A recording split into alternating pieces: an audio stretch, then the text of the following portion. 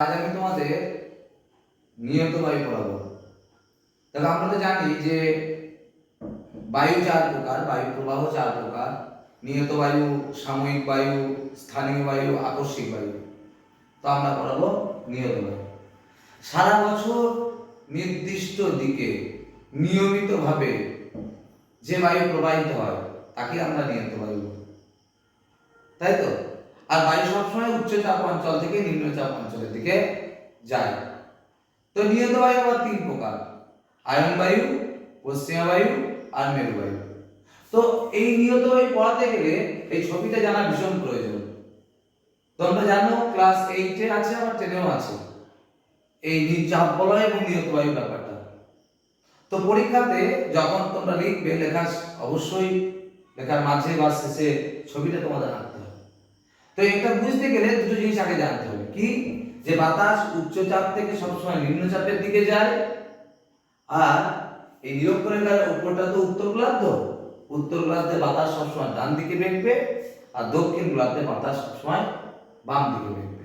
এই দুটো কনসেপ্ট তোমার চাই। তো এইটা আমরা বলবো। প্রথম আমরা আসি আয়ন বায়ু। তো আয়ন বায়ু কি বলবে? যে কর্কটীয় উচ্চচাপ বলয় থেকে নিরক্ষীয় নিম্নচাপ বলয়ের দিকে এবং মকরীয় উচ্চচাপ বলয় থেকে নিরক্ষীয় নিম্নচাপ বলয়ের দিকে সারা বছর যে বায়ু প্রবাহিত হয় তাকে আয়ন বায়ু বলে, তাই তো? এবার দেখো শ্রেণী বিভাগ, এইটা বেশি ইম্পর্টেন্ট। কি? বায়ুটা কোন দিক থেকে আসছে? দেখো এইভাবে উচ্চচাপ থেকে নিম্নচাপে এরকম ভাবে আসতে পারতো, কিন্তু এইভাবে আসে না। উত্তর গোলার্ধে ডান দিকে বেঁকে যায়, এরকম এই দিকে বেঁকে যাচ্ছে। তুমি বলবে কি যে ডান দিক তো নয়, আমার বাম দিক। তোমার ডান দিক না বাম দিক সেটা বিষয় নয়। বিষয় হচ্ছে দেখো বাতাসটা তো এখান থেকে এখানে আসছে, তাহলে তার মুখটা তো এইদিকে, তার ডান দিক এদিকটা হবে। তো স্বাভাবিকভাবেই উত্তর গোলার্ধে ডান দিকে বেঁকে যাচ্ছে। তাই কোন দিক থেকে বাতাসটা আসছে দেখো, এই যে কোণ থেকে শুরু হচ্ছে সেই অনুসারে নাম হয়। তাহলে আমরা কি বলবো? এই দিকটা উপর দিকটা উত্তর হলে, নিচের দিকটা দক্ষিণ হলে, দিকটা হচ্ছে উত্তর পূর্ব। তাই এই বায়ুটার নাম হচ্ছে উত্তর পূর্ব আয়ন বায়ু। আবার দেখো দক্ষিণ দিকে বাতাসটা তো এইভাবে যাওয়ার কথা, কিন্তু না, দক্ষিণ গোলার্ধে বাম দিকে বেঁকবে, এটা বাম দিকে বেঁকে গেল। বাম দিক মানে এটা। এবার দেখো বৈশিষ্ট্য। বৈশিষ্ট্য কি? এই আয়ন বায়ু প্রবাহিত হয় দেখো 5 ডিগ্রি থেকে 25 ডিগ্রি অক্ষরেখার মধ্যবর্তী অঞ্চল, উভয় গোলার্ধে। এক। 2 নাম্বার, প্রাচীনকালে বণিকেরা এই বায়ুর গতিকে কাজে লাগিয়ে বাণিজ্য করত, তাই একে বাণিজ্য বায়ু বা ট্রেড উইন্ড বলে। 3 নম্বর কি? পৃথিবীর উত্তর গোলার্ধে যেহেতু এই যে নিরক্ষরেখার উপরটা তো উত্তর গোলার্ধ, উত্তর গোলার্ধে স্থলভাগের পরিমাণ বেশি, সেই জন্য বাতাসের গতি ঘর্ষণজনিত বাধার কারণে কিছুটা কম হয়, 16 ডিগ্রি প্রায়। কিন্তু পৃথিবীর দক্ষিণ গোলার্ধে যেহেতু জলভাগের পরিমাণটা বেশি, তাই বাতাসের গতি বেশি হয়, 22 কিলোমিটার প্রতি ঘন্টা। আর কি বলতো? আয়ন বায়ুর কারণে মহাদেশগুলির পশ্চিম দিকে মরুভূমি সৃষ্টি হয়েছে। অর্থাৎ আয়ন বায়ু কি? কর্কটীয় উচ্চচাপ বলয় থেকে নিরক্ষীয় নিম্নচাপ এবং মকরীয় উচ্চচাপ থেকে নিরক্ষীয় নিম্নচাপ বলয়ের দিকে সারা বছর যে বায়ু প্রবাহিত হয় তাকে আয়ন বায়ু বলে। এরা দুই প্রকার: উত্তর পূর্ব আয়ন বায়ু, দক্ষিণ পূর্ব আয়ন বায়ু। বৈশিষ্ট্য তো বললাম যে 5 থেকে 25 এর মধ্যে এর অবস্থান, উভয় গোলার্ধে। এই বায়ুর জন্য পশ্চিম দিকে মরুভূমি সৃষ্টি হয়েছে। এইগুলো পরেরটা শোনো। এই উচ্চচাপ থেকে এবার এই নিম্নচাপে যাবে, তাই এবার শোনো বাতাসটার নাম পশ্চিমা বায়ু। পশ্চিমা বায়ু কি? কর্কটীয় উচ্চচাপ বলয় থেকে সুমেরুবৃত্ত প্রদেশীয় নিম্নচাপ বলয়ের দিকে এবং মকরীয় উচ্চচাপ বলয় থেকে কুমেরুবৃত্ত প্রদেশীয় নিম্নচাপ বলয়ের দিকে সারা বছর যে বায়ু প্রবাহিত হয় তাকে আমরা পশ্চিমা বায়ু বলি। কি বৈশিষ্ট্য? এই বায়ুর জন্য ভূমধ্যসাগরীয় জলবায়ু অঞ্চলে শীতকালে বৃষ্টি হয়। নাম্বার 2 কি বলতো? এই বায়ুর কারণে ইউরোপ মহাদেশ এরকম পজিশন আছে, তার পশ্চিম দিকে বৃষ্টিপাত হয়। আর পৃথিবীর দক্ষিণ গোলার্ধে যেহেতু দেখো এইগুলোতে জলভাগের পরিমাণ বেশি, সেই জন্য 40 ডিগ্রি দক্ষিণ অক্ষরেখা, 50 ডিগ্রি দক্ষিণ অক্ষরেখা, 60 ডিগ্রি দক্ষিণ অক্ষরেখা বরাবর এই বায়ু প্রবল গতিবেগে প্রবাহিত হয়, বাধা পায় না তো, ও বেশিরভাগই জলভাগ প্রবল বেগে প্রবাহিত হয়। তো 40 ডিগ্রি দক্ষিণ অক্ষরেখাকে তাই বলে গর্জনশীল চল্লিশা। 50 ডিগ্রি দক্ষিণ অক্ষরেখা উপর দিয়ে এই বায়ু আরো বেগে যায়, একে বলে ক্রোধমাত্র 50। 60 ডিগ্রি বরাবর একে বলে তীক্ষ্ণ চিৎকারকারী 60।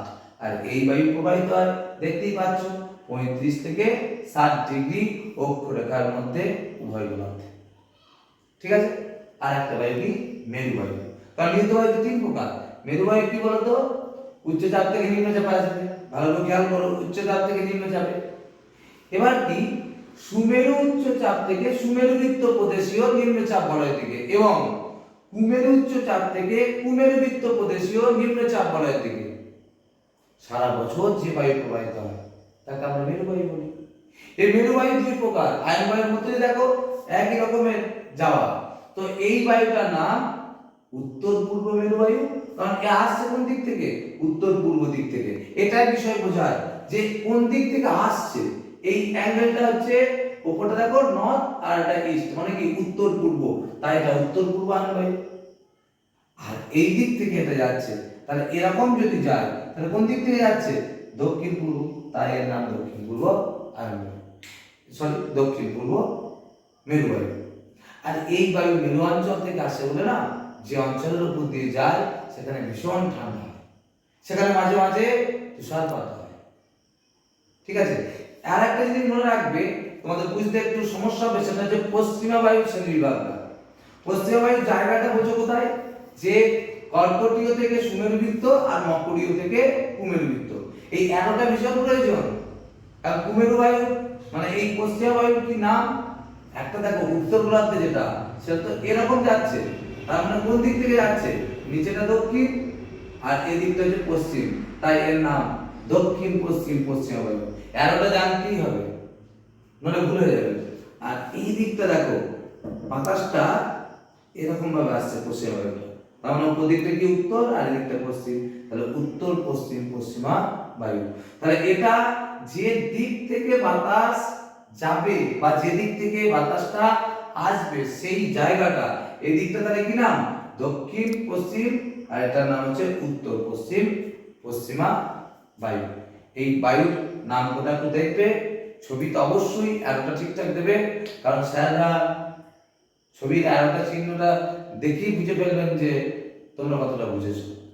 আর এই চাপ বলয় থেকে একটা টিকা আছে, তার নাম হচ্ছে ITCZ, অর্থাৎ কি বলতো, ইন্টার ট্রপিক্যাল কনভার্জেন্স জোন। ওটা আবার কি দেখো, এই যে নিরক্ষীয় নিম্নচাপ অঞ্চল, তা আমি এটা মুছে দিচ্ছি, এই যে এই জায়গাতেই ঘটনাটা ঘটে। দেখো কর্কটীয় উচ্চচাপ বলয় থেকে ITCZ কি শোনো, নিরক্ষরেখার উভয় দিকে 5 ডিগ্রি উত্তর এবং 5 ডিগ্রি দক্ষিণ অক্ষরেখার মধ্যবর্তী অঞ্চলে কর্কটীয় উচ্চচাপ বলয় থেকে আসা এই যে উত্তর পূর্ব আয়ন বায়ু এবং মকরীয় উচ্চচাপ বলয় থেকে আসা দক্ষিণ পূর্ব আয়ন বায়ু কি হয়, মিলিত হয়। তখন এই যে মিলন অঞ্চল, এই মিলন অঞ্চলকে কি বলা হয়, ITCZ বা ইন্টার ট্রপিক্যাল কনভার্জেন্স জোন। এর বৈশিষ্ট্য নিম্নচাপ বলে যা বৈশিষ্ট্য নিরক্ষীয় তাই হবে, এখানে ডোলডান্সের যা ঘটনা সেটাই হবে। ঠিক আছে।